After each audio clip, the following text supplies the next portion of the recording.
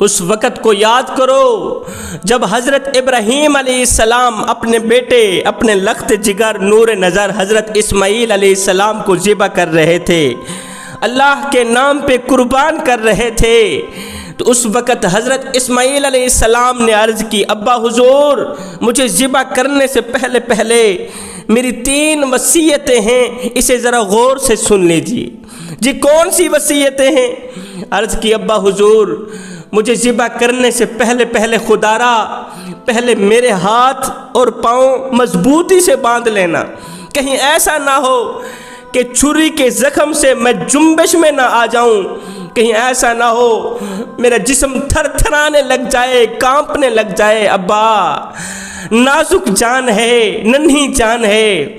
اگر میرا جسم کانپنے لگ گیا، میں تھر تھرانے لگ گیا،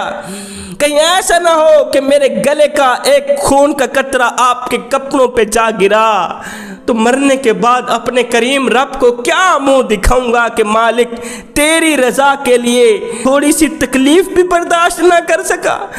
میں تھوڑا سا درد بھی برداشت نہ کر سکا۔ ابا حضور خدا را پہلے میرے ہاتھ اور پاؤں باندھ لینا، مجھے قیامت والے دن کی شرمندگی سے بچا لینا۔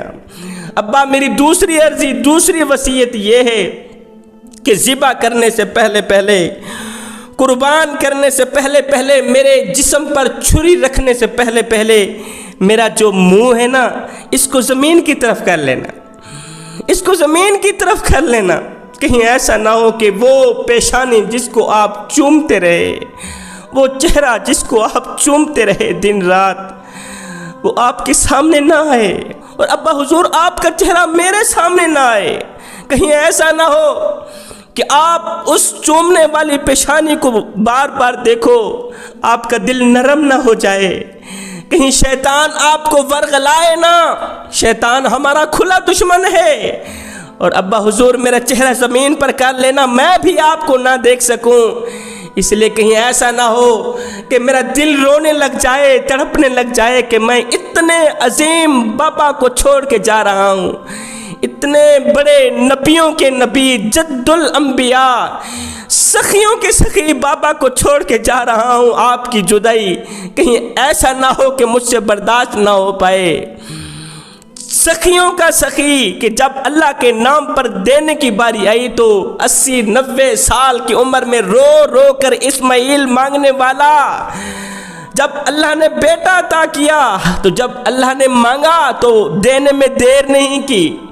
اللہ کے نام پہ قربان کرنے میں دیر نہیں کی، اتنے بڑے سخی بابا کو چھوڑ کے جا رہا ہوں۔ ابا حضور میرا چہرہ، میرا منہ زمین کی طرف کر لینا، مجھے ذبح کرنے سے پہلے۔ ابا میری تیسری وصیت، تیسری عرضی یہ ہے کہ جب آپ مجھے ذبح کر لو گے، مجھے قربان کر لو گے، تو سیدھا میری ماں کے پاس جانا، میری ماں دروازے پہ بیٹھی آپ کی منتظر ہوگی، آپ کی راہوں میں پلکیں بچھائے آپ کا انتظار کر رہی ہوگی کہ کس راہ سے میرا ابراہیم آ رہا ہوگا۔ ابا حضور جاتے جاتے میری ماں کو میرا سلام دینا، اور ساتھ میں یہ خون والے کپڑے میری ماں کو دکھانا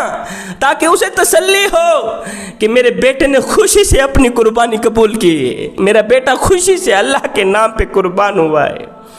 یہ 3 وصیتیں، 3 عرضیاں سننے کے بعد حضرت ابراہیم علیہ السلام نے ایسے ہی کیا، اپنی آستین سے ایک چھری نکالی، ایک رسی نکالی، اپنے بیٹے لخت جگر نور نظر حضرت اسماعیل علیہ السلام کے ہاتھ اور پاؤں دونوں مضبوطی سے باندھ لیے، پھر حضرت اسماعیل علیہ السلام کا منہ زمین کی طرف کیا، آپ کا رخ زمین کی طرف کیا، اسے لٹایا، چھری پکڑی، لخت جگر نور نظر حضرت اسماعیل علیہ السلام کی ننھی گردن کے اوپر رکھی، زور مارا، چھری چلائی، چھری نہیں چلتی،